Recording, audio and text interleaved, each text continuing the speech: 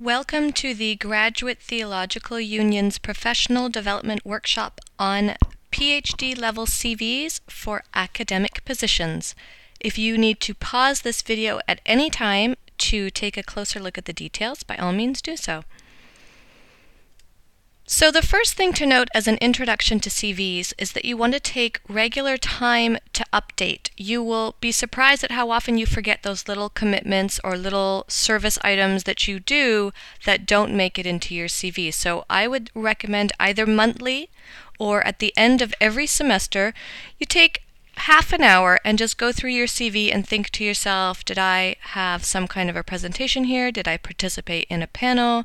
Was I a member on any of the student committees? Was I an area assistant? Do I want to add anything to any portion of the CV?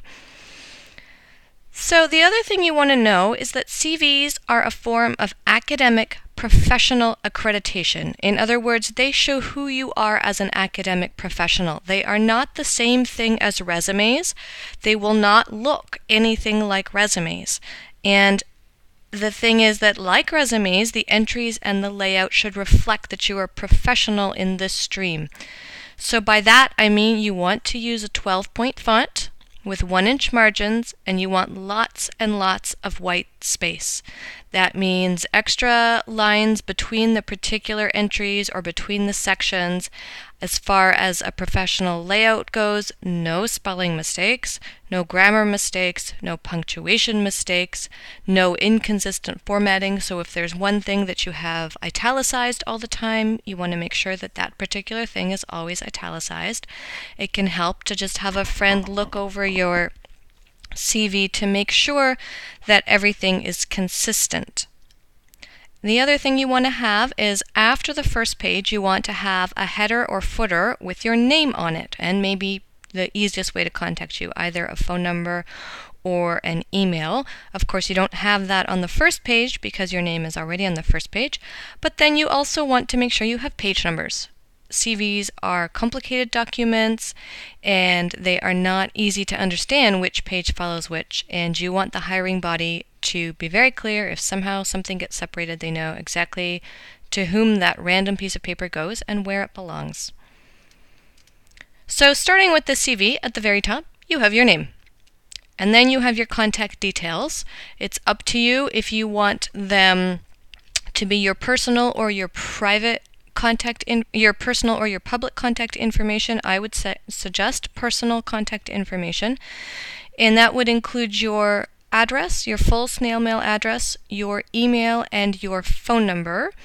And you can run that in the center, or you can left justify it or right justify it. It's a matter of personal preference. I would suggest you try and see which way you like it the best. You would also put the month and the year. This is helpful for the committee. They know how frequently and how recent this CV is, and it's also good for you to, when you're looking at the copy that you have, you sort of can say, oh, this was an old version and I haven't updated it in a long while. And you will notice that nowhere here does it say CV or curriculum vitae. You do not need to put that there. They know that's what it is. So the very first category you have is your education. And I will have a format here, as you can see, where I have the year left justified. You can also, if you like, have the year right justified. So if you graduate in 2013, you could shove that all the way to the right. Personally, I think running down the left is much easier for the eye to understand, and it helps the reader to know the dates. Also, you want to put all of the entries in reverse chronological order. So you start with 2014, and then you do 2013, then you do 2011, then you do I missed a year, but you get the idea. So you have your year, and this will be the year of your PhD. So you can put, let's say you're planning to graduate next year, 2015, and then in brackets, anticipated. It is okay to do that. And then you write your degree, so you put your short form, so you put PhD, and then you can put at this point your area of study. If you're doing a PhD in Near East Studies, a PhD in Systematic Theology, PhD in Biblical Studies, you would say PhD, period, Biblical Studies, period. Then the school, be Graduate Theological Union, comma, Berkeley, comma, CA, period. If the line runs over, you're going to line it up so that it continues underneath the degree. Then start a new line, tab it in, enter your thesis title in quotation marks, not italicized, not bold. This is more like a journal article than a book. Thesis title. You can put your areas of specialty if appropriate. So in addition to having a degree in biblical studies, let's say you have an allied field in history, you would put that on a separate line tabbed in.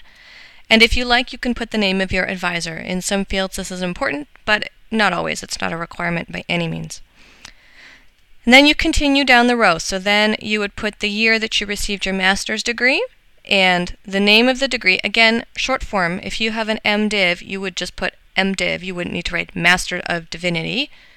And so MDiv, period, school, comma, location, period. And the next line with an indent, you would have your thesis title in quotation marks. And if you need to, you can put your areas of specialty, your major, your minor, if they are relevant.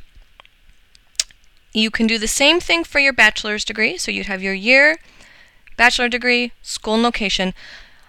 If you wrote a thesis for your bachelor's, unless it is directly relevant to your job, don't put it in. We're getting to the point where you have a PhD, you are an expert in that particular field, and what you've done in your bachelor's, if it's not relevant, leave it out. Remember, we're going for white space and a clean look. And just a note that a CV at the PhD level or ABD level is only going to be between 2 and 4 pages. It's not going to be a massive document. If it's only 2 pages, that is okay. So you want to leave the space, you don't want to repeat yourself, and don't worry about not having very much on there. So the next section under education is you may have supplementary education or supplementary training. So this would be the category where you put things like teaching workshops that you've attended, if you've attended any of UC Berkeley's teaching workshops, or if you've attended any Moodle workshop. If you want to put that you have an extra certificate here, one of the certificate of women's studies or Jewish studies, you would put that in here. If you have supplementary training that you think is important, you have music training or art training if you're in art and religion, and you want to put that under here, this would be an appropriate place for it. So we're not talking about experience, we're only talking about education or training, and only if it's relevant to the position you're applying for. So again, the format is similar to everything else. Year, tab it in, you put the name of the workshop or the certificate, period, school, comma, location, period. No details, no added things, nothing about what exactly you studied, unless the title doesn't make sense, just straightforward. So the next section you're going to put is going to be teaching experience. And I want to say that you can instead put publications once you get past the education section.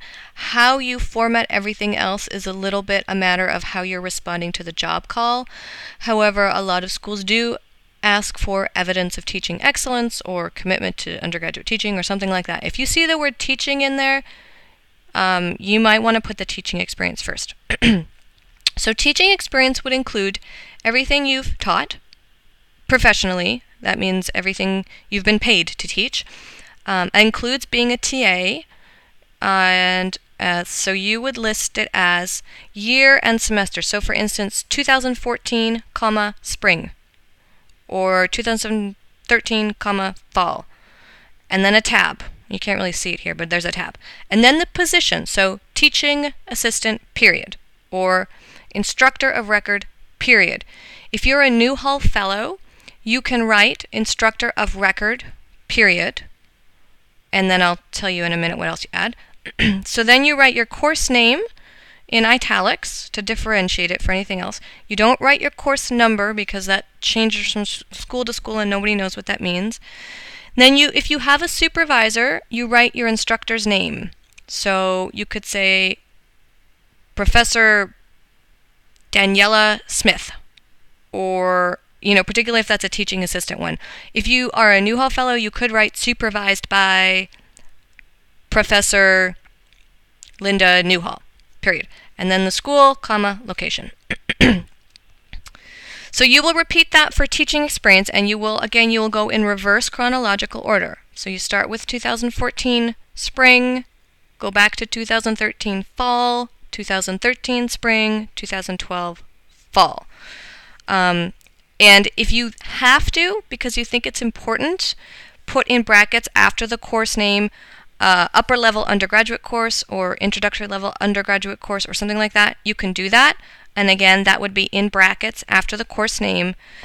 And you want to just make it easy for everyone to understand what level course that is. That might be important if the call calls for strong undergraduate experience.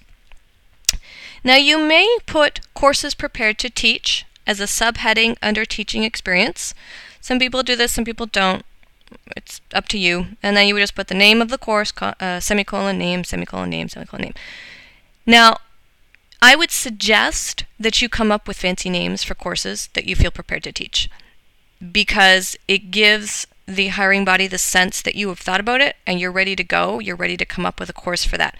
If you put just subject, it's a little bit hard for them to know what level you're prepared to teach that at. So you could put Introduction to New Testament, or you could put Advanced New Testament. But if you just put New Testament, they're not going to know what level of that you're prepared to teach. Again, the courses prepared to teach is an optional item. You don't have to have this. So after teaching experience, you will have publications. And this can either go before teaching experience or after, depending on how you want to do it. If the job call asks for evidence of publication, then you might want to put this before teaching experience. So the thing to note in publications, we only put peer-reviewed publications. There's a separate entry for things like church journal publications or things like that, and we'll see that in a minute. Right now, these are peer-reviewed only. First category is books, and you probably don't have one in this category yet. Articles, you may have one or two. If you don't have any, that is not the end of the world. But articles, if you put them in, I would suggest listing them in Turabian style. This is not the case where you have to put the date on the left. You would put the title, journal name, year, and page numbers. We only put things that are in publication or that are under review. So the categories would be, let's say you send an article to an editor and she says, this is wonderful, I'm going to send this out to a couple people. That is under review. If you send an email to an editor saying, I have an idea, and she says, send me something, that does not count. So it has to be under review. And once she accepts it and says, great, we're going to publish it in the fall 2015 issue, you are now forthcoming. And you can put that as well in your CV. You can't put anything else. You can't put articles that you're thinking about or articles that you've submitted to an editor but haven't heard back from. Those are not considered to be under review. Book reviews. I would suggest that you split up articles and book reviews. It can be sort of misleading when you have them all mashed up in one category. Book reviews, again, you list them Turabian style. And other publications. So this is a subheading. Remember, you have articles as a subheading, and you have other publications as a subheading. And under other publications, you would put your popular or church-related material. If you have written newspaper columns, if you're a regular contributor to a blog, you might want to put that under other publications. If you have written for a church-wide magazine, you might put that under other publications as well. But you need to make it really clear for the reader that they're not peer-reviewed. And so you don't have to say they're not peer-reviewed, you just bunch them under this other publications category. So then you have a lovely line break, and then you have conference presentations. And these, again, reverse chronological order. So you have the year, tab it in the title of your presentation in quotation marks. If you're the panel organizer, you can put that in brackets. Otherwise, don't put the panel organizer at all. The conference name, so American Academy of Religion Annual Meeting. The specific dates of the conference, so March 22 to 24, 2014, and the location. You don't need to include the section name or anything like that. Just make sure you do have specific dates. So, and then conference presentations, again, would be reverse chronological order. And then underneath that, you would put invited lectures. So if you were invited to give a talk at a school, year, tab it in, the title of your presentation. If you don't have one, just kind of make up one that's relevant to what you're doing. 4, the class name. And here, you don't need to put undergraduate level, master's level, anything like that. Just class name, and then the school and the location. So, the next entry that you'll have is service. And here is where you put committee work, or if you do a lot of church work. If you do teaching that is Bible study, this would go under service, and you'll see that we have some breakdowns of the categories. So the first is academic service. This is a category. If you have done student advisory committee work, if you have been the area assistant, if you have been a GTU proofreader, that's academic service. If you have sat on a search committee as a student, that is academic service. So that goes under this category. We have your year, tab it in, the position that you fulfilled, the organization, and I forgot to add the location, so you want that too. Then in addition to academic service, you also have community service, or you could call it public service, or you could call it outreach service. Any one of those things. If you've sat on a board, if you've again done a Bible study, if you've led some kind of talk in a public forum where you're not representing the school and you're not being paid, then that would go under this community public outreach service. If you like, and this is what I would suggest, is you put selected in brackets, so community service, brackets selected, and then put only the ones that are relevant to an academic teaching position. You don't really need to put that you sat on the board for the Save the Wetlands committee unless you are applying for a position in theology and science, for instance, where that would be important. This is a professional academic document. What you're doing with your private life doesn't go into this document. So the next section you have is on awards and grants. So again, you put the year on the left, you tab it in, the name of the award. You can italicize this if you want. The award granting body and the location. If you received a significant monetary amount, you would put that in. If you got a scholarship, you don't need to put the money in. But let's say you got a research grant for $10,000 in the fields we're in, that's significant. You can put that down. If it was $100, that's not very significant, don't put that down.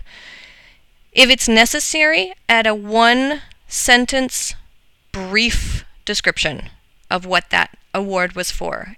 Some awards come with very explanatory titles. Other awards are named after somebody and you have no idea what they're for. If you feel that it's relevant, you can put a 1-sentence, very short, little description.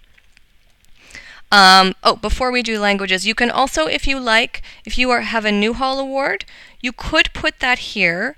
However, you can also instead put that under teaching experience, but don't put it in both places because that's just confusing and it looks like you're trying to be deceptive, even if you're not. So after awards and grants, you would put languages. Now, you don't have to do this, and I think that unless you're in biblical studies or unless your research really relies on 2 languages or unless you're applying at a university where they are very specific that you need to have multiple languages, you don't really need to put that in there. But you can, so you would say German proficient or Japanese oral proficient, written, excellent, something like that. So then you would include professional memberships. Often students tend to forget this, but this is memberships of something that you belong to. The American Academy of Religion, the Society for Biblical Literature, any of the nationally recognized organizations that are important in your field. If you're a member, write it down. You don't have to say how long you've been a member for, but it's really good because it demonstrates that you're aware of what's going on in your field and that you are part of the professional conversation. You would also here, if you have been ordained and you are on a roster of a church, you can put that here as well if that's something that you want them to be aware of.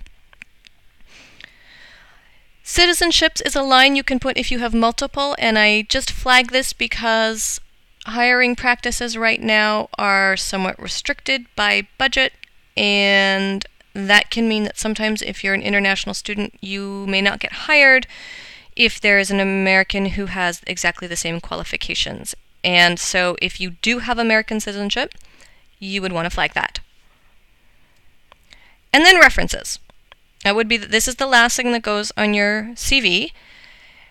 And there is no need to put references can be requested or further details available upon request. Put the full reference information. Either your reference is good or it's not good. And it just adds that extra step for everybody to have the person looking at the CV call you or email you, can I get the references for, etc., etc., etc. Because the odds are, if they really want that reference, they're just going to go look it up online anyways. So give them the name of the person, that person's position. In other words, are they professor of theology, assistant professor of biblical studies, whatever their official position is, school, comma, location, period, the full mailing address. That includes zip code. And phone number, period, and email address. And that is full contact information. So those are the elements of the CV. And I just want to note that at the PhD level, you are not expected to have multiple entries in every category. And so don't feel bad if it looks thin. If you don't have an entry in a particular category, leave that category out. If you have no publications, don't have a publications category. Don't try and pad your CV. Don't try and make it look bigger than it is. Everybody knows what PhD CVs look like. They're very thin. You've been studying, not professionalizing. So do not double list entries. Again, don't put things in more than once. For instance, if you have a Newhall Fellowship, decide if you want to put it under teaching experience or if you want to put it under grants and awards.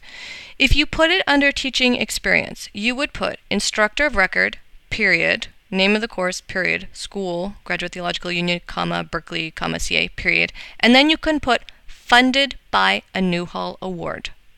That would be acceptable. I would suggest that you look at CVs of recently graduated faculty, go to the website of a school where you would like to teach, and look at their CVs, and look at their graduation date, and then delete everything that comes after their date of graduation. It can be very intimidating to look at the CV of someone who has a job, but when you strip away what they've done prior to getting that job, you'll discover they don't really have very many entries. So I would suggest that you do that and take a look. And finally, don't look at the CVs of faculty who graduated a long time ago. The market was much less competitive and they might have much fewer items, and then you would feel like an overachiever and you might not have what you should have. I would suggest if you have 2 entries under teaching experience and 1 article and some conferences, 1 or 2 conferences, either national or regional, that's in good shape. If you don't have an article or publication, start working on one. There's no reason you can't get something in shape before you graduate and be able to at least list it as under review or forthcoming. That still counts. So good luck on your CV. And if you would like to have someone look at your CV, you may contact the Professional Development Program Office at the Graduate Theological Union if you are a student.